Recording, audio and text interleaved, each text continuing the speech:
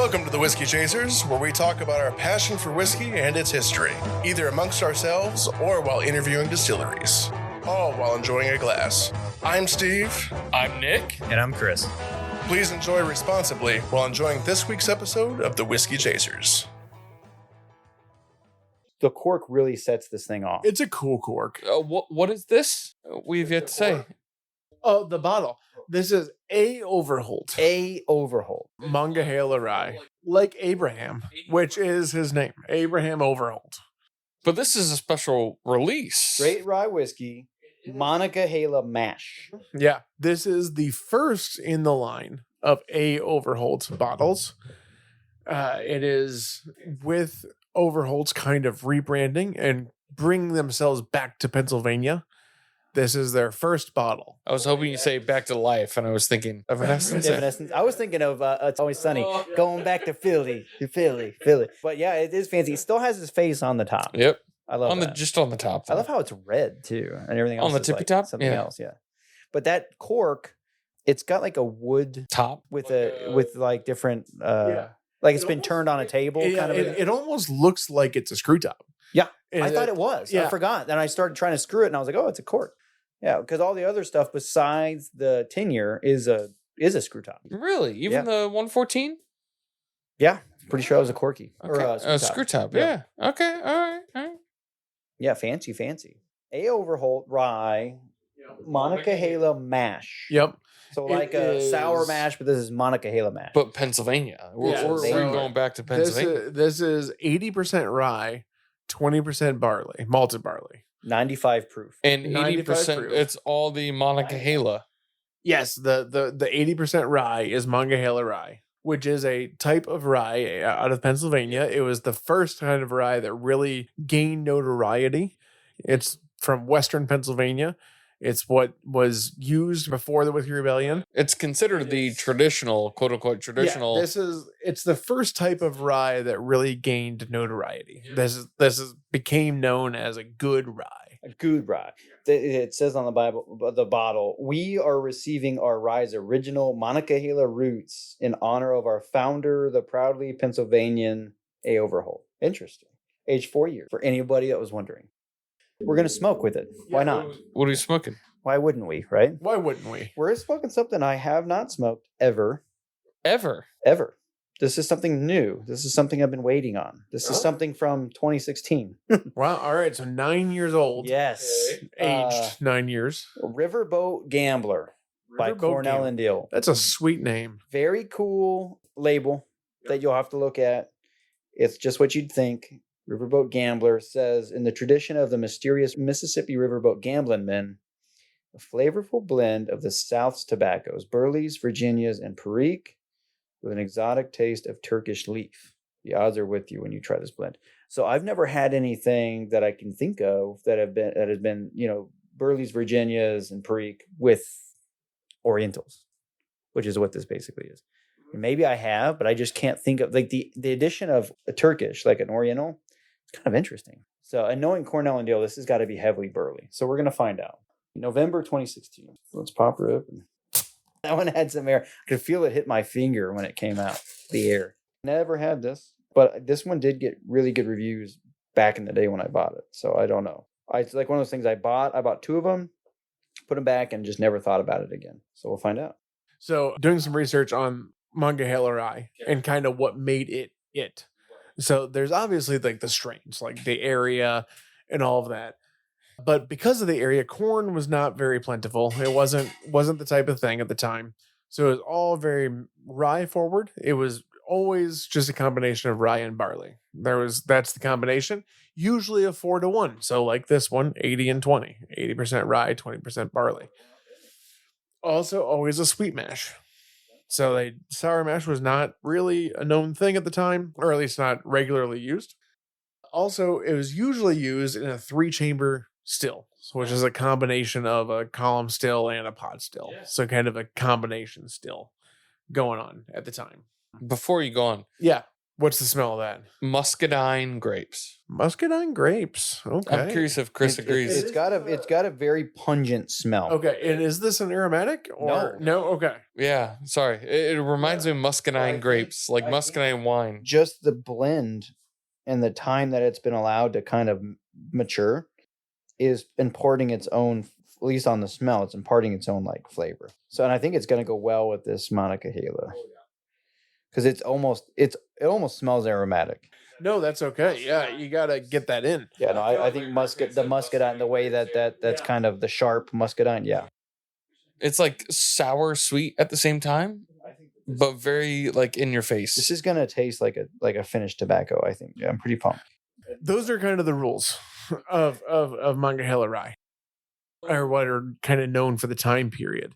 Those are the rules. Is that the rules for Pennsylvania rye too, or Let me rephrase the word rules.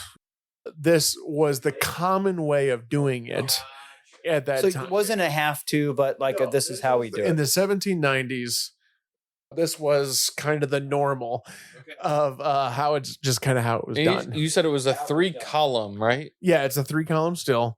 Pot, not pot still. Not pot still. So it kind of starts in a pot and then switches to a column. It's kind of a double pot still and then a column after that. Kind of like the moonshine. A little bit, yeah. But that was the traditional way of doing it, not the rules behind it. Correct. Yes. This was just kind of how it was done. So the Monongahela rye does not have rules. This is just kind of the way that it was done then, and so it's how they're repurposing it and doing it today.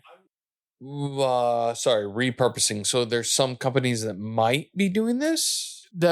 Old Overholt is doing Oh, this. that's what they say is what they're. They're probably the only ones This doing is it. how it was done back in the day, and anyone that's trying to come out with a Monongahela rye is doing something similar. To This is the new, like the old new standard. Exactly. Yeah. Now the still type, I don't know if they're all doing that, but the 80-20, that kind of stuff is probably sweet mash. All of that is being followed. The still, that's probably a little bit more questionable on who's doing it and how. You know, the way you just said that, Steve, that makes me think still 630. That's a still. Oh, you know what? I think it might be. Did you ever think about that before? That it was a still? Yeah. You mean it's not just that it's 6:30 in the morning Yeah. or 6:30 at night? Yeah. I think you might be right. So you guys already knew that. Yeah. I'm sure we talked why about did you this. think that 6:30 was an important I just time thought it was for still like for St. Louis? it's still like here and it's still there. No, and it's, why You know what 6:30? else? I think still Austin might also Oh my be gosh, a you're still. right. A still. It's the way you said it. It finally clicked. It only took like years for me to Still realize 6:30. it's a still. There's a capital L in still 6:30. What's that for? It's the STL for St. Oh, Louis. St. Louis. Yeah. Oh, yeah. And what's the 6:30 for St. Louis? I live there and I still don't know what you're talking about. Oh, yeah. That does make sense. I just never I grew up caught. there. Sorry, I just never caught that it was a still. Really? Yeah, and even Austin. Still Austin. Did you just think it was still Austin? Yeah, like that's why I still- always made fun of it. That's why I always said it's still I Austin. thought you were making fun of it because of just that. No. Same here. Anytime you think more of me, just stop because it's literally all on the surface. Yeah. A lot of times people think I'm joking, and it's just no. That's just like I'm being 100% genuine. That's life. Yeah, Yes, that's apparently. just me. Anyway, sorry to interrupt, Nick. It just caught me unawares that it finally clicked in my brain. I want to find more Pennsylvania distilleries that do Pennsylvania rye, Monongahela rye, and see how they do it. See if they're following the still rules or the still type. The quote unquote still type. Yeah. Like, because I love Beam. Would not put it past a very popular, well-known brand that has to put out stuff to say, well, the reason that we put out this Monogahela mash is because Monogahela rye is so important. Not only that, but we also do the 3-column still method that supposedly they did. I love Beam. Yeah. You're not in Pennsylvania anymore. But but they are. They right? have a welcome But center. they are. They have a visitor center. Look at the back of that. Is that made in Pennsylvania or is it made in Kentucky? This one might not be, but I mean, maybe they're making it now. I don't know. I mean, they make it, but is it in Pennsylvania? Yeah. So they So, have a welcome center. There's a welcome center That's in good enough Pennsylvania. for me. I don't know that anything is actually It's being still made in there. Pennsylvania. Right. It's still in Pennsylvania. I find that there's a value personally of a company that is in Pennsylvania saying we do Monogahela rye. I trust that is the traditional way of doing Monogahela. If you're a Kentucky company saying we bought a Pennsylvania brand and we've been doing their stuff for years now, but we just came out with this and we do it the traditional way, but it's not there. I would be Well, surprised. it's kind of like bologna. Yeah, in every way of the word, in every sense of the word, I would agree. You get what I'm saying? Because if you've ever had like bologna, but have you ever had like German bologna? There's a difference, There is, but right? This is the way they do it in Germany. It's still in America. it's still baloney. But it's German bologna versus like Oscar Mayer It's- from the store. It's still baloney. There's a difference. I would say any company that is not making strictly ryes and strictly Monogahela ryes is probably not using this kind of still. They're probably using either a pot still or a column still, possibly a hybrid of some sort. Like there are lots of people that use a hybrid for various reasons, but they're not using a still that is a traditional still. So maybe this brings up the question in my mind: is what Beam, what they're saying is the traditional, quote unquote, traditional, the actual traditional way? Like, is that what everyone believes as traditional, or is it the mash? I don't think Weigel. I don't think Liberty Pole. I don't think any of those places are doing anything other than using a rye from the area and doing an 80-20 mix. And that is what they're calling a Monongahela rye. And I think Weigel and Liberty Pole probably using maybe a traditional rye. Beam may or may not even be doing that. But they're doing an 80-20 kind of combo, at least. Which is fair. So one might be traditional in the sense that it's the Monongahela rye for the area. One may not be doing that. But at least one's doing it in the way that they did it. Yeah, they're using tradition in a pretty loose term. They're saying that in this area, this is kind of the mash bill. And that's And this is how they did all it. the farther that it really has to go to call it that. Because they're paying homage to the area, not to necessarily the type, I think. I guess that's what I'm kind of getting with the bologna. Yeah. You know what I mean? Like, it's reminiscent of like the way that it should be, which compared to like the way that it is, It still is tastes still good. a departure, right? Like, it's a thick cut German style bologna versus like Oscar Mayer Kroger bologna. You know, there's a difference, right? At least they're kind of attempting to do this is the way that it should be, kind of a thing. They both taste good. I mean, all bologna's One's good. better. All bologna's good. Yeah. It's all fake meat, but it all See, tastes good. I only like bologna if it's fried. I don't like a bologna sandwich of just like Oscar Mayer or just like But a regular German bologna sandwich is fried. It is. Yeah, if it's fried, I Have like you had the one at the place with the thing? up in Waldo. Yeah, Yeah, the yeah, one yeah. with plastic. GNR, yeah. Oh, yeah. GNR Tavern. Did you get it with the pickles on it or no? Yeah. Yes. Did you Good pay job. cash? Pickle. That's the only way. There you go. They don't That's take how I a know I card. went Only there. take cash. Yeah, they only Okay. take cash. Pickle and mayo. That's Pickle it. and mayo That's and it, a yeah. big old thick old slice of Yep. of bologna. Yeah, it's good stuff. Can't go wrong. It's kind of like spam. No, it's not. Kind of like spam. what? Spam in Hawaii. In Hawaii, yeah. Well, I'm not putting any sort of peanut butter or pineapple on it. That's a You- thing? Have you? You've never heard of peanut butter spam sandwich? It's a No. big thing. Oh yeah, I would try that. But I've had a peanut butter and bologna sandwich and actually enjoyed it. I also grew up on peanut butter and mayonnaise sandwiches. I've heard of that. I've never tried it.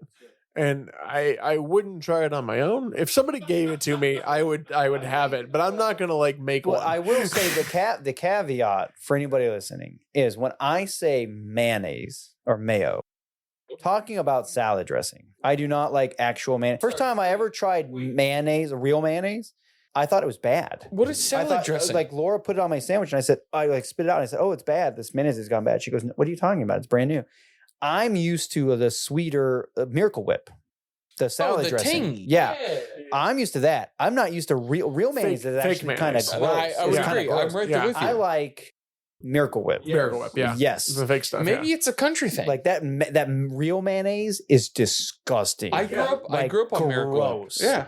That's what we always had was Miracle Whip. Yes, Mary had thank the same God. issue of So like, we're all in agreement. why Hellman's? It has to be Hellman's. I like real mayonnaise. You do. I right. grew up on Miracle Whip because it's cheaper. I'm sorry. Yeah, that Hellman's crap Please is crap. clarify. Real mayonnaise to Miracle Whip. What are you? He's talking What's the about difference? He's talking about Hellman's. No, what makes it real? Hellmann's, yeah. So what real mayonnaise is a little bit of milk and just eggs, just blended, and some vinegar. It's egg and vinegar. I mean, That's what it's just mayonnaise is. not What's as Miracle good Whip? as Miracle. It's a little sweet. I think there's sugar or Yeah, something. I you don't know. add sugar. All I and know some is other it changes flavors. everything. Yeah, it's a big so difference. much better. They are very different. But a Miracle Whip peanut butter sandwich on cheapo bunny white bread is quite amazing.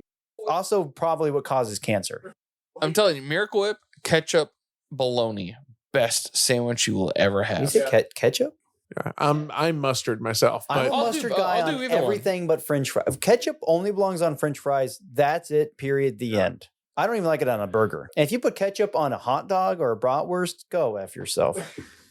I do. Sorry, but right, That's un-American. I ended up with a surplus of ham recently, and so because of that, I'm having a lot of ham sandwiches for lunch. Ham and But cheese? That yeah, You it's can't go ham, wrong. ham, cheese, mayo, and mustard. There you go. And Wait, pickles. mayo, That's mayo or classic. Miracle Whip? For me, mayo. Oh my gosh. But I'll do either one. It's whichever one's on sale. That's the one I'm going to go Always with. throw some pickles on. Yeah, pickles. Yeah. Yep. What kind of dill or sweet? I could go either or. Either way, bread and butter, sweet. When it comes to hot, pickles, I go dill. either way. Yeah, I'm good. If it's formerly cucumber, I'm a fan. So Even if it's rotten, as What- long as it's formerly cucumber. I'm Relish. good, yeah. yeah, it doesn't matter. Yeah, pickle is the any of 'em. cucumber's final form. It's right. It's the What best are you? form. If you're a cucumber, you're not anything until you're a pickle. Yeah, and I struggle a little bit with the hot ones. So like really spicy pickles. You I'm should not a try fan. mine upstairs. But you don't struggle with the bread and butter? Those are very sweet. Those are disgusting. They're delicious. They're terrible. But so my wife didn't know the difference between sweet and bread and butter. Oh, there's a difference. They both She suck. argued for a long time that they were the same thing. They are not the same thing. One's bread and butter and one's sweet, Right, and they're very different. and you And get they're sweet both sweet hots pretty as well. amazing. I like a I- good sweet hot. I love my grandparents always on like a plate of whatever charcuterie before charcuterie was a thing. Always had the little sweet gherkins, the little petite gherkins that are sweet. Freaking love those things. I could just eat I could just eat a jar of them. I love them.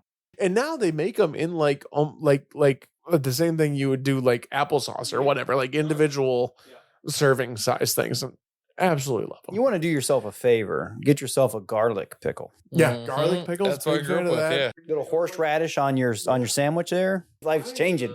Not to go too much more on a tangent on our tangent, but like it's one of the reasons I love a deli is for the pickle. I mean, Castinger's here in Columbus, the fact that you got barrels of pickles out there and you can just have at them, like best thing to tickle the pickle. Depends on Other what than pickle maybe you're something tickling. else, Yeah. but not that.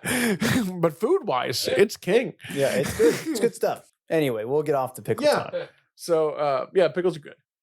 But in this this tobacco here, our riverboat gambler, a little bit of Perique, it says, Burley, Virginia's most exotic taste of Turkish leaf, riverboat gambling men from off the Mississippi River. What do you think about that?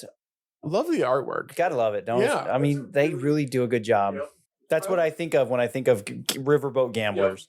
I was thinking recently, I've been trying to decide, like, I would like to learn how to play chess a little bit better. Oh, I'll play. And stuff. And so, like, I don't even know how to play. Dude, I've I was been- on the chess team. Were you? Third place in tournament. Look at you. Yes. What team? So, So back, like in high this is school way or back whatever? in the day. Yeah. Way back in the day. What a flex! I was on the chess team. Like I know how to play chess, but I don't know how to play chess well. Like I don't know like the moves like to play a good game of chess. You gotta have the like moves like Jagger, known dude. chess. But I was also thinking like I went through a long period where I played a lot of poker. So I do know how to play poker, and I I'd love to know get how a to poker play some game good. started. Yeah, Like a weekly poker I game. love poker. And so I was like, do I want to put effort into learning chess or do I want to double down on poker? and instead go to, because both of them are thinking games, and I want a thinking game. If you're a gambler, you're just going to double down. Yeah. Right? I mean, Well, and I do could like you gamble gambling, on chess? but let me ask. I suppose. Let me ask the best gambler of all time, Kenny Rogers. And Yeah. he said you had to know when to hold them and know when to fold them. Yeah. It sounds like you double down. I know, yeah. So I went down the rabbit hole in some chess, learning some of that, but I think I might just. But the thing is, with poker, you need to have more people that like poker, whereas chess you only need one person. You need a weekly game. Hold on. So there was a moment in time where Chris and I played penny poker with the father-in-law. Remember this in Toledo? We were locked in. We had nowhere to go. We played penny poker for like 2 or 3 nights. Yeah. So my dad was part of a poker club, and he played like I think weekly, and it was a bunch of guys from Penny church. poker is kind of nice because there's enough of a gamble there you don't want to lose, but like not enough to actually lose your. Yeah, they played with just coins, but it was quarters. Okay, I was gonna say coins that meant anything or just fake coins. Actually, it was like when you say quarter penny bid. poker, it was penny, nickel, dime. Yeah. And so like he just had a big jar of coins that he took with him, and that's you what they get like played 50 with. bucks in change and you're good to go. Yeah. Exactly. Yeah. And they just kind of hung out and did their thing, had a little Bible study, whatever. And so he just had like a little thing of Tupperware full of coins that he took with him for this. It was like, that's a great way of playing poker. In Delaware, there's a cigar shop that's pretty great. It's a really nice place, but they play poker there at least weekly. But the bids are kind of higher. Well, I shouldn't say they're high. Is it a They're cigar like- shop? Yeah, it's a cigar shop. Here's a cigar. I'll throw in 2 cigars. Yeah, You they play play every cigars. night. They play at night. They close down the place and stay in the we back. could do that Oh, at the yeah. tinderbox. Oh, for sure. We Yeah. just have our own game. Yep. Like he would have no problem letting us do that. We should think about this. Anybody listening that's interested, we should just do it. We'll do a poker night. Yeah. Whether it's once a month or once a week or once every 2 weeks or we'll Whatever, figure it out. yeah. Can we should take our own do it. bottles? Can we should do take it. bottles We there? can. Yeah, most of the time, cigar shops or whatever. It's BYOB. Yeah, you have to bring your own, but you're cool to bring it. What they really want is for you to kind of patronize the place. So maybe buy a stogie. Yeah, buy a or buy stogie. honestly, what I Patronize do or is, patronize? patronize. It's the same thing. I don't. It's the know same that- word. Patronize? No, it You're going to technically be a patron. technically Is it patron or patronize? technically depending on how your attitude is, you could do either or. Yeah, you do either one. Yeah. It's really the same thing. But Either way, you're spending your money. the way to really do it is you buy a tin of tobacco and then just bring that every time you come. And then if they ask anything, well, I bought this here. I'm still smoking it. You know what I mean? And they're cool with that because it costs more. I've done that before. Although I like to buy cigars too. But you if you frequent a place enough, they don't care if you buy something or not. You're spending money. You don't want to go once and not buy anything. You don't want to be a cheapo. Support a local business. I love the tinderbox. I love any local cigar shop. Spend the money. If you have to, you can pay a cutting fee, but at that point, buy a freaking stogie. So what I'm hearing is I could take like a guy that doesn't smoke. I could take one of those Sherlock Holmes ones that's the bubble. You could, or you could buy a cigar, give it to me, and I could give you cash for it, and you're set. I could just buy tins of tobacco and take it back home. Yeah. And store it for you guys when you come over. Yeah. I could have a Those cellar of places, this. at the end of the day, if you're not a cheapskate, those guys just like you coming in. They don't need you to. They're going to be open regardless. Yeah, they just need somebody in the store. They want people in there. They want you to bring people in there. They need some life there. Yeah. And you need to. You need to be in on the thing. But yeah. Anyway, we should do it. We should do it. So poker. When I first started playing poker, I played 5-card stud. Yeah, And 5-card stud. 5-card draw. Everything kind of switched to Texas Hold'em. That's the natural world went to progression of Texas poker, Hold'em. right? It just makes sense for big numbers of people. Yeah, exactly. And it was just I was before the Texas Hold'em craze because I was like 10 because my dad would play on occasion. We always played with Bob. We played Dealer's Choice. Or so we did follow queen. Dealer's Choice. Oh, it depends. If one-eye jacks, wild, and dealers. But you could choose Texas Hold'em. You could choose 5-card draw, 5-card stud, whatever you wanted. And that kind of keeps it interesting because you might go around the room and all of a sudden you're playing Texas Hold'em, and then you might go around and somebody likes 5-card stud. So And you also learned a lot. you do. Yeah. And if you don't know it, people are cool. Yeah. It's not like euchre where it's like, get out of here. Right. You don't know what you're doing. That is the one Midwestern thing that people are not friendly about If you don't know euchre, you're done. Yeah, don't Walk play out, with you're me. done. Yeah. Yeah. Dude, you Leave. could be a priest that specializes in children's ministries. You play euchre with somebody and you're cussing them out, and they're like, it's like, oh, I thought you were a priest. Hold on a minute. Euchre is such a weird game in that way because, like, So mean. Even like I went to school in Cincinnati. Nobody south of Columbus knows how to play euchre. Yeah. So it's like either hearts or spades. Yeah. That's it. So when I was in Columbus, or when I was in Cincinnati, I had two friends that were from Columbus that played all the time. So the two of them, which are married, and me, and so I would bring a date or a friend or whatever. We'd spend all night teaching them how to play. We'd maybe get one good game in, and then And you forget it because you don't play it for a and year. then they were gone, and then I'd either switch up, whatever. So we didn't have a standard 4 people. So because of that, you never got a good game in.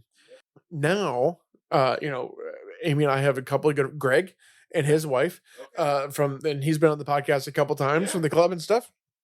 Him and his wife and me and my wife play euchre all the time. Every time we're together, we play euchre. Because once you have a set of people and you have a partner, I mean, that's kind of a rule of marriage almost in a euchre family, is that you have to know how to You play have to know how to together. play, yeah. Yeah. And not only know how to play, but how to play together. Like, Well, you it's learn a interesting strategy. because I came from the South where we played hearts. Now, if you've ever played hearts is a 4-player game and it's fast. The faster, the better. Like, it is quick. Like, as quick as you can get. Lightning, really, because you're playing for a while. I came up here, nobody plays hearts. They play euchre. Euchre's slower. But if you mess up, God help you. People will scream and cuss and everything else. So I played euchre for years, and it was one of those things I never played enough to like get good at it. And I always had to be reminded, and it was always like the one time that people were like, "Fine, let's play hearts," and I'm trying to show them how to play hearts, and they're like, and they're like, "Stop yelling at me! You're being so mean!" Like, and I'm like, I'm being nice. You guys have been Compared jerks to me euchre, for years. This is nice. This is you're on your own team. You're not relying on a partner. All you have to, and you're being slow. You need to speed up and like make a decision. You're being mean. It's like all of a sudden you're being a whiny baby. You've been berating me for years. Like, and you can't even get hearts. Like, come on. At least I'm not relying on a partner. Just play your hand, But I took it. Well, yeah, you took it. You didn't play right. It's about strategy. It's just funny how the tables turn so quickly. When I first moved to Columbus, I would frequent a pipe store, Pipes and Pleasures. It's a great pipe shop here in Columbus. It's one of the few that is a pipe centric shop. It's Just more all pipe, the way down south. more That's pipe the one than problem with it. Yes, it's far away. It's more pipe than cigar. I don't know if it still is, but it was at the time. It was at the time. It's still very pipe forward, but I think they have more. But it's still great. But there was a group of old guys that sat in the back of the room and played all day. And, they're like 80 years old sitting there Smoke playing. all day and play cards all day. That's what we What a when life. we retire, we have to do that. Yeah. We have to. But it was funny watching them play because, one, they're incredibly fast. 2, they played half a game. Because when it's figured out, it's figured out. They knew how the game was going to end. That's how hearts is. And you had like 3 you cards start still in your throwing hand and stuff they in. ended. You're like, I'm taking the rest. You just- And so they just And it ended the wasn't about game score. halfway through. it was just done. Yeah, it was just done, and they kept the score and did the thing. But I was there with a friend of mine, and we were watching them play, and we were like, "Hey, do you think we could join in?" And they're like, "Absolutely not." Not even I close. love it. This group No, of 4 done. people Yeah. have been playing this game of Rethink euchre your life. for like, you are not welcome at this table. this is our Come euchre back in table. 40 years. Yeah, if you would like to play, there's another group of people coming in later. You can play with them. You cannot play with us. We should do this. We should play poker, and if there's only 4 people that show up, we play hearts. Yeah, exactly. Yeah. Or euchre, I guess. Or- yeah. We have to mix it up because I do love hearts. Nobody plays hearts. No, it's And a, I it's do a love different that game. I just It's love similar, it. but it's different. It's similar, but it's different. You play by yourself, which is kind of nice. Yeah, it is nice to not have to rely on a partner. And it's quick. It's a quick game. Yeah. Yeah, I like it. So I don't know if they played it in Pennsylvania or not. I know it's an Ohio and Michigan game. I don't know if anyone else plays it other than Ohio and Michigan. And so, yeah. I'd be curious to see what Pennsylvanians? Yeah. Pennsylvanians play? They Dutch? Pennsylvania They Dutch? probably play. Is there a game? No, Dutch. There is. There's a Dutch Blitz. Dutch Blitz. That's there we what it go. was. Dutch Blitz. My grandma always Yeah. played Dutch Blitz for all the holidays. Yeah. She had like so many decks of Dutch Blitz, and we had tournaments for that. Yeah. Never understood the game. But all this... I tried to bring it back to Pennsylvania. It didn't work. We tried several times. All that to say, Riverboat Gambler tobacco. Riverboat Gambler. It's good. It's really good. So it's the sweet and the Turkish is giving more of the sour than the sweet and sour. Would you say it goes well with this because this is so basic? I just the whiskey's I don't basic. find this whiskey basic at all. Yeah. Do you find it basic, Steve? I find it finished. I don't think so. Exactly. I do get like a finished feel out of it. It's pretty sweet. It does have some punchiness from the rye, but it's not like overly. There's more rye spice in this that's prevalent than the 10-year was. It's more in your brain that there's rye in this. But what I do get is almost a wine-esque finish. I can't tell you what wine, but there's a wine-esque finish, although there's not. That's what I get. But for a rye, consider it a rye. Would you consider it basic for a rye? No, I just don't. No, I don't. To me, this is reminding me of Whipsaw rye a little bit. You know what I'm saying, Steve? I find this a finished rye, a wine-finished rye. This is not basic. It's not like wowzer, but it is not basic.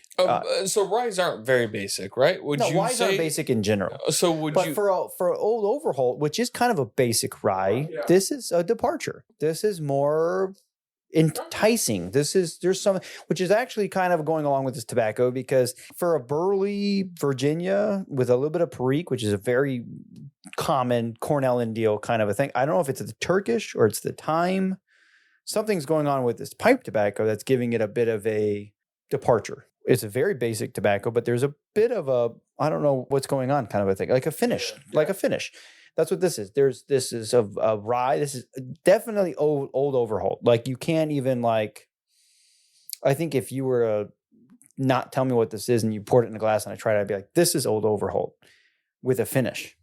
It tastes kind of sweet, kind of sour, kind of like wine, sweet sour, right? Like a matured grape of some kind. And when we popped this tin, you said it smelled like a grape. And so I don't know if that's muscadine, which is kind of a sour, sweet kind of a. It's more of like a southern. It's a distinct. Yeah, it's a southern Alabama.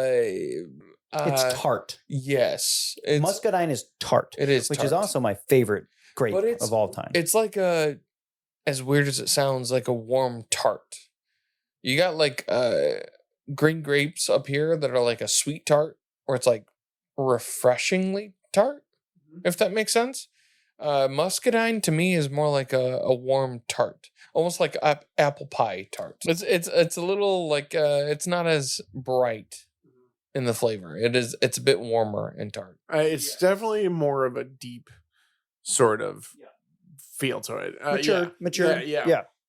Which it goes on with the Pennsylvania kind of rye kind of a thing, like an old world. Again, we're talking like an old world kind of. When I think Pennsylvania, anything, I think old world. I think of the beginning of this country, right? Yeah. Like all the old things. Monogahela as a word sounds like something straight out of the Revolutionary War, right? Yep. And the time period we're talking about is the 1790s. So like that's the time period of the Whiskey Rebellion. Yeah. That's when this kind of rye is really taken off. People were still rocking wood dentures. So at this point, we've had one other Monogahela. Well, we've had possibly two. I think we've had a few. But we had Liberty Pole. Liberty Pole's the most recent one. And then we had something else. I don't think we had Weigel wasn't a Monogahela, but right? They do some Monogahela. Well, no, but I thought there was something else we had. I think so too, but Liberty Pole was the most recent one that we've had. How would this compare to Monogahela, the foolproof that we had? Granted, it's a different proof point. It's a different mash bill even because they do 80, not 80-20. They do unmalted and malted rye. Then they do red winter wheat and barley. So they add a bit mix more. Things up, yeah. The big difference for me between those two, if you're talking about Liberty Pole, is this is a Beam version of the Monogahela. It's kind of big this brand, is Beam-esque. Big brand, that kind of a rye with that kind of flavors. The Liberty Pole has these small distillery, Dusty Barn, crazy corn or whatever, rye or whatever you want to call it. That spice that you don't get from you get it from small distilleries with that same, it's very much of the similar kind of a vibe, but this, you lose that small distillery feel. Liberty Pole, you get that dusty kind of old Which is barn interesting that kinda, you get a dusty corn off of something that doesn't have any corn in it. right. I know. And that's why I say dusty corn, but I always You just mean come a back barn. to small distillery. And we've talked about it on this podcast many times, but if you've ever grown up on a farm, whatever, and you walk into an old dusty barn, it's got that same kind of a vibe. It's the old hay, it's the corn, it's the tobacco, whatever barn you were in. It's the old soil. I don't know what it is. But you get that on small distilleries only. And whether we're talking about a rye or a bourbon, you get that sometimes. It's more prevalent on the bourbon. And sometimes there are more corn forward, more sweet. But there's that same old dusty, I don't want to say mildewy, but I don't want to say moldy either. I don't know what old dry sweat kind of. Yeah, it's just an old world kind of a smell and feel and soil and earthy. You only get that on small distilleries. You don't get that from this. You do get that from Liberty Pole. Which do you prefer? Between the two, probably Liberty Pole. Why? Because I appreciate that. I really appreciate that small distillery taste that a lot of people don't. A lot of people don't like that. Right. But for me, it's a distinct taste, and it's a unique taste that people. I think people equate that taste to maybe not quality, not big brand, big name. I like that stuff. If you're the kind of guy that would rather pay more at a local hardware store than Lowe's for something cheaper, the same thing for cheaper, then you would appreciate that. But there's some people that price is what it comes down to, and big names is what it comes down to. I'd rather pay more money at a local deli, like we were talking, than a Subway for the same sandwich that's cheaper. I just would rather that quality, even if it's the same product. I'd rather pay more at a smaller place than less. But yeah, that's I just feel like for me, anytime you're going to bring up, do you like this over Journeyman, or do you like this over Liberty Pole, or do you like this over French Lick? Or this over Jep the Creed. I'm always going to go with the craft, because for me, there's this raw kind of hand touched aspect that you get on the palate, actually on the taste, that some people don't like. I do. It's the same thing. That's something that's over filtered. You get it in anything that's been overly filtered versus like handmade, right? If you've ever tried like real soda versus like Coca-Cola products, you get what I'm talking about. Again, going back to bologna, like real bologna versus like store-bought, mass-produced bologna. There's a difference. In your orange juice? I like pulp in the orange juice. I would rather, if you were to like hand squeezed orange juice, or like this, like why would you not want the hand squeezed? But some people don't like that.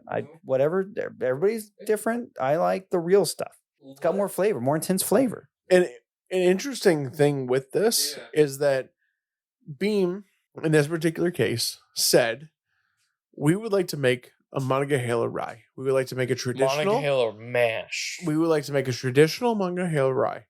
And because of that, we're going to follow the rules. We're going to do an 80-20. We're going to make this. Whereas Liberty Pole said, we're going to make a Monogahela rye, and we're going to use Monogahela rye. But the rest of it, we're going to wiggle a little bit. We're going to add some wheat to this. We're going to do some malted and unmalted. We're going to break some of the rules. It's kind of nice to break the rules now and then. But we're actually from the area. So because of that, it's okay for us to do that. Whereas Beam said, we're trying to pay homage to the area, whereas Liberty Pole is the area. So they're not paying homage, they are them. So because of that, they're allowed to break the rules and change things up. I find that interesting, that concept in general, because you'll get that with anything. You'll get that with if Oma were to cook us a German dinner, she might just make it the way it is. And if you were to like go by everything she's doing, it might not be 100%. Right. Yeah. But then you go to a German restaurant, it's like, we have to do it this way because that's the way they do it. Well, it's like, I had it from an actual German who didn't give a crap about that stuff. We're following a German cookbook. Right. I'm following a German. Yeah. Those are different Sometimes things. There's corners that can be and should be and are cut. Yeah. I always think about like for Christmas or any holiday, my grandma would make baked apples. for me. Baked And it wasn't like the like spice baked apples. It was in a pan, and they weren't the skin on apples. She took the apples off. She used tapioca in it and to like kind of solidify the juices a little Kind bit. of make more jello. And so it made like this thing she called it baked apples. I have never been able to recreate it. And I have grandma's recipe, but grandma didn't follow a recipe. She had it. She knew how much tapioca to use, which that's the issue, is the tapioca. I either use too much and it becomes jelly, or I don't use enough and it's way too loose and I don't get the flavor. And there is no right amount. It's whatever grandma did. And there's no way for me to recreate it. It was by far my favorite dish. And I try to recreate it every year. And every year I fail because it's not grandma's. And it's never going to be the same. That's what I said before was that the organic feel that you can't recreate. Right. And even though I have the recipe, if somebody else were to follow that recipe, they will make it. And it's technically the same thing, maybe. But she wasn't following the recipe either.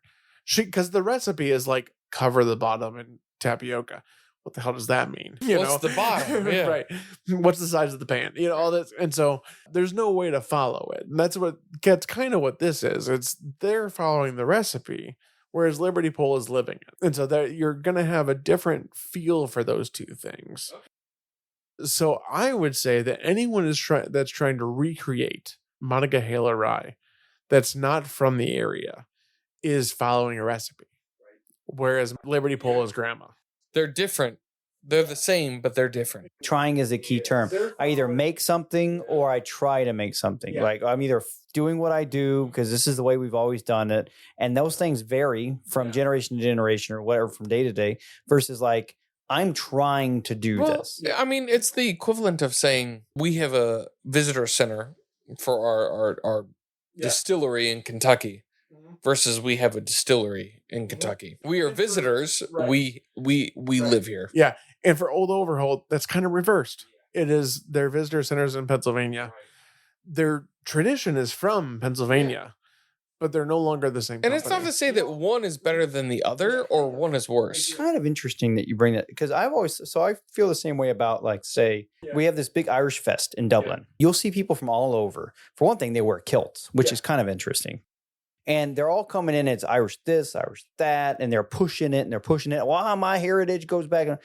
Versus like Irish people are just Irish people, right?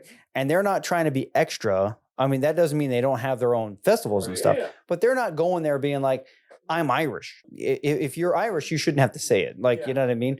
But you get a lot of people that are kind of Irish that go to these festivals, and for that 3 days or whatever, they're all about being Irish. They're dressing up. They're trying to be something that they maybe are kind of sort of associated with, versus like just being the thing. Right. And so tradition is rarely written down. Like in truth, tradition is usually written by somebody outside that's trying to live the right way or trying to live whatever that tradition was. So they're using oral tradition. They're using what somebody tells them. But rarely is what you say what you actually do, because it's so natural to you that you're leaving off steps because it's just the natural way, and you just don't think about telling somebody else to do it.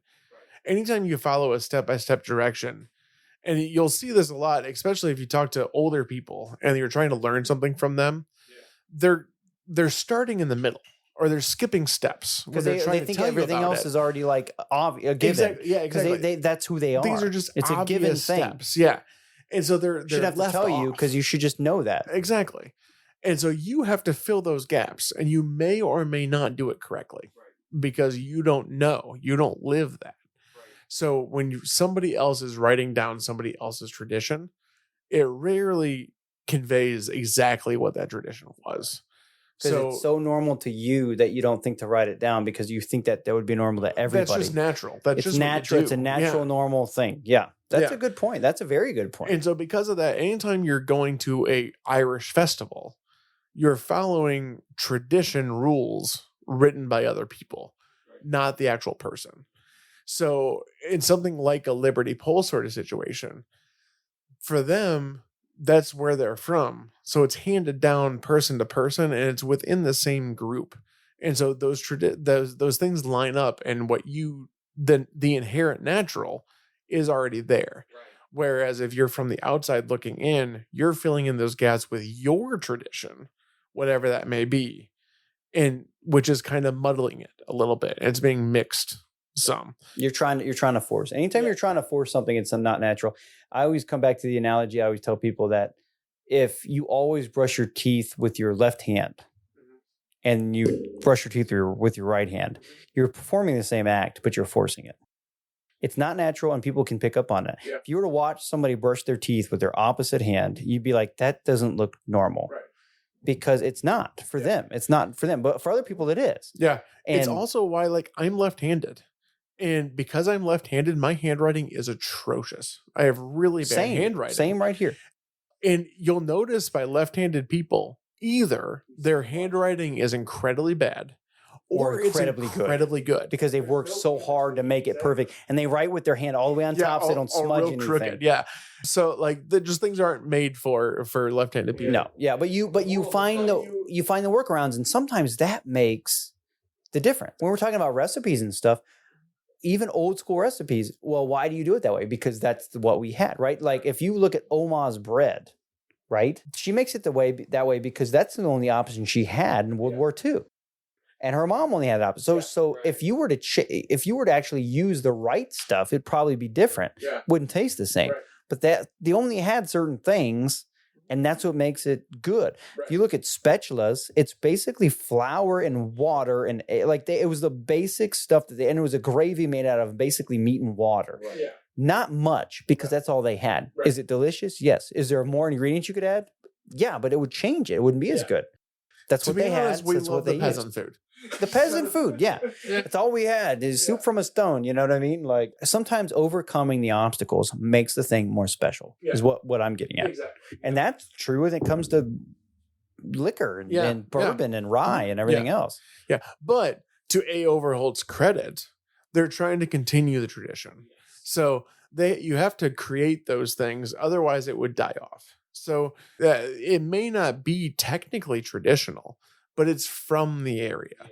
So like I'm glad they made the bottle. I'm glad they're honoring the thing. They're paying homage to the area, and I'm really glad they're doing it because they're giving national credit to the area, which is a good thing. And it's something that Liberty Pole can't do, or at least not yet. So like I'm glad that it's a thing. I'm glad that it's there. I'm glad they're doing it. It's a very good bottle. It tastes great. It's fantastic. You can't compare the two. It tastes great for the price, especially. Yeah, yes. If you're not comparing anything, you're just going for this bottle. Yeah, $30, right? We haven't talked about that, but this is a $30 bottle. It's fantastic. OHOQ, I think, is $29 something. I think it's $29.99. So because of that, like that's a killer bottle for $30. It is a very cool looking bottle. We've had two 700s here recently. It looks a little bit, well, you never know with old Overholt, but it does look a little bit bigger the way that it's shaped, you know. But you know what's interesting, we haven't talked about it, is they kind of use that same color. Yeah, now, they're still paying homage the tenure they did. The tenure's a little bit different. They still the same old guy on the front, and they kind of are keeping the same color, but it's a little bit lighter. Apothecary color bottle. Yeah. I like it. I think it's great. I think for the price, if you like ryes at all, this is a must on your shelf. For the price, why wouldn't you have this? For $30, this is a killer bottle for $30. And this is still available, right? There's just this is on the shelves in Ohio. And relatively available. And you're talking about a 4-year-old, anything 4 years for $30. Like that's a great ratio right there. It really is. And what's the proof on it? It's 90 something, right? 95. Yeah. MSRP of 40. 40. Okay. Yeah. Totally worth $40. Yeah. Totally. $40. It's worth it. Yeah. I'd pay 60. I think. I think it could go up in price. I'm glad it's not, but it could go up in price, especially with things there's things that are on the shelf for 60, 70, $80 that are totally way overpriced. Right. This is not one of those. This is our final old Overholt bottle. And I would say all of the bottles, with the exception of the 10-year, are underpriced in terms of quality. Not complaining. Their value. Yeah, value. This one's actually worth what it's saying. I think the 10 was probably worth what it's saying too, but it's not exactly available. It's appropriately priced, at least in our minds. Whereas a lot of old Overholts are probably underpriced in terms of their value. I would pay more than what they're asking. Nick, what are your thoughts on all that? I have a hard. Okay, so I have to separate. So I've had Monogahela rye, my idea of Monogahela, true Monogahela, and then this. I have to separate that, and then say this is commercialized. And if I put that in all of the old Overholt series, this is the flavor of this is what I would expect for the rest. I would love to see this at 10-year and cast strength to see what it would get. I think this is, again, a lower proof than that. I would say this is the most comparable to the 10-year at cast strength flavor-wise than any of the others. Going backwards just a little bit, the 114, that was the $30, right? Yes. Is that right? Okay. Yeah. In that case, I think their pricing is exactly the order that I would put these in. Yeah, I was going to say this is probably worth because like I think in terms of like just looking at prices and my order of my preference, I think they're spot on. The 10-year is my favorite. This is my second favorite. The 114 is my third favorite. The bonded is my fourth favorite. The 80 is my fifth favorite. I agree with that. I think that they've priced these appropriately. I think that up to the 10-year, these are still great values for you. They could be more. And I guess I have a hard time pairing this bottle with the rest price-wise, because somehow the Monogahela mash separates this from the rest. Even though it's a departure. It's also differently branded. Right. And so it's not really an old Overholt bottle. Right. It is a departure from their other lineup, even the 10-year. It is, but it isn't. In my mind, like I keep going back and forth of like, yes, I can say it is, no, it's not. It's no different than putting sour mash on something versus like a something else. You know what I mean? It does impart different flavors. I think if you were to, and if you tried all these side by side, out of all of them, I mean, this one's very different. Even the 10-year has reminiscent qualities of the regular stuff, just at this proof or this, whatever. But this one is like this one at 10 years and cast strength would taste differently than the 10-year cast strength. Whereas I think an old Overholt at 10 years cast strength is pretty much what you're getting out of the 10-year cast strength. This is a big enough departure from the rest that I can't compare it in pricing to the others. Okay. This is like if they decided to continue on a line for this would be the 80 proof for the old Overholt. That's what I would say. But tell me if I'm wrong, Nick, if you would agree with. But me and you really enjoy things that are distinctively different. And if you can find something distinctively different that we appreciate for a good price from us anymore, that's like a real winner. Yeah. And I think that this fits that bill. 1,000%. Yeah. So something to really, and anybody else that would agree with that, if you've tried a lot of stuff and you're looking for something distinctively different for a good price, this is something that if you haven't tried, it's also, really something worth checking out. If you're like us, right, you've gone through almost every offering that old Overholt has to offer. You've maxed out, even at 11 years, right? You haven't had the A Overholt. You maxed out 11 for old. This is the starter for the next, and this is the price for the next, and it's not a bad price. It's really good, and they could do more with this. Yes, and I think that they will. This is the first offering of the A Overholt series. There will be more. I don't know what they're going to look like. A Overholt sounds so dirty. Yeah, they could maybe alter that a bit. They could have just said Overholt Monogahela. I mean, what's the? Yeah, well, this one is Monogahela. That's the version they're coming out with. But did they have to put an A on it? A Overholt, whatever that brand is, that version may or may not continue to be a Monogahela rye. And so, like, they're trying to differentiate a little bit. They're differentiating themselves from old Overholt. Although they still have the guy's face and everything. Yeah, they're creating a new brand. I don't know if that's a good move. I don't know if it's just good stick or with bad. Overholt and just be done with it. Yeah. But that's my opinion. Yeah, I don't know what's going to happen with the A Overholt series, if they're going to continue on and do other things. I know I take it back. I believe they're going to continue on and do other things. So I am interested enough in what they're doing with this to be excited about what they may do next in what I'm curious on if they do anything next. In what they do with that. I'm sure they're going to do something else with it. They just opened that location. As a visitor center. But they're still, they have to have something to do with it. Dude, so people are going to go to that visitor center and buy bottles. So Beam's going to put out bottles and put them in that visitor center, and people are going to buy them, and they should. Exactly. I would. Yeah. If I'm going to Pennsylvania, am I going to Old Overholt? Yes. Yeah. So cool. So we have gone through the old Overholt series. We have introduced the A Overholt series. And I'm curious what they're going to do with that brand. And if they're going to do anything else with the old Overholt series, or if that's going to kind of die off, other than maybe doing some specialty things like the 10-year. I could see them not doing anything further with the OO, but continuing to keep it for ever. They'll keep it forever. Yeah, but they won't like come out with a bunch of specialty top shelf versions. Like they might come out with 11. a 0012. Yeah, that even sounds cool. 0012. The 0012, yeah. dude. They have a 0011. You say? What if they got up to 007? Hey, that's kind of going backwards, but I think it's a win. A 007 at an 80 proof, maybe. There is really no reason they don't have a 7-year because of that. They should do a 007, like a 00. That would literally be the name of the bottle, the 007. It's a 7-year, the 007.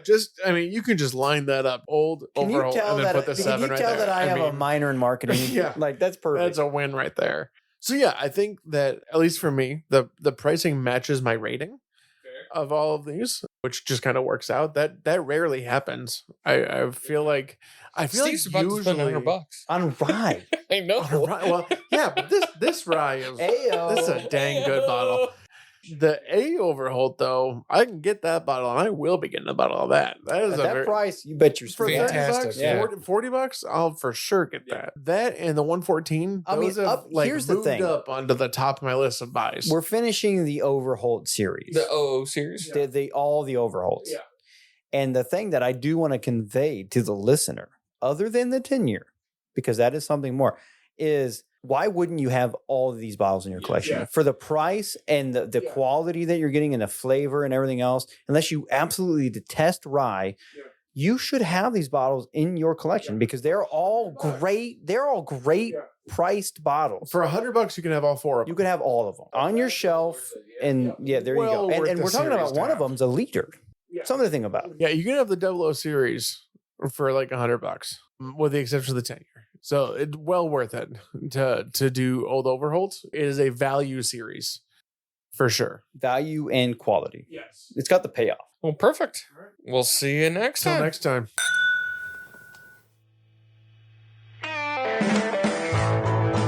Thank you for listening to the podcast. If you want more great content and other perks, be sure to support the show by clicking the link in the show notes. We can be reached on our website, whiskeychaserspod.com, with any ideas for the show. Thanks again.